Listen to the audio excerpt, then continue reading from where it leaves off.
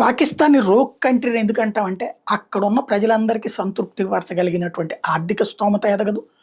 వాళ్ళలో పనిచేసే వాళ్ళకంటే బద్ధకస్తులెక్కువ, మత పిచ్చతో ఉండేవాళ్ళెక్కువ. అక్కడ పని చేపించుకుని వాళ్ళ చేతన కంపెనీలు పెట్టుకొని అభివృద్ధి చెందడం ఎవడి వల్ల కాదు. దాంతో పెట్టుబడులు పెట్టేవాడు ఎవడు రాడు.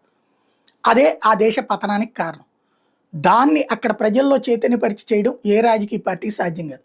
ఉన్న వెధవలనే వాళ్ళ వెధవాయత్వాన్ని ఎంకరేజ్ చేస్తూ బతికేస్తుంటాయి.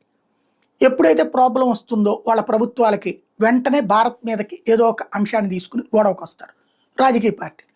తద్వారా దేశభక్తిని ప్రేరేపించి వాళ్ళు సస్టైన్ కావడానికి చూస్తారు. అట్లాగే అక్కడ ప్రభుత్వానికి సైన్యానికి పడదు.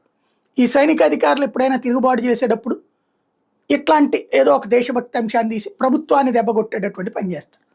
ఇప్పుడు గతంలో భారత్ చేతిలో దెబ్బతిన్నటువంటి సందర్భంలో ఫీల్డ్ మార్షల్ అయూబ్ ఖాన్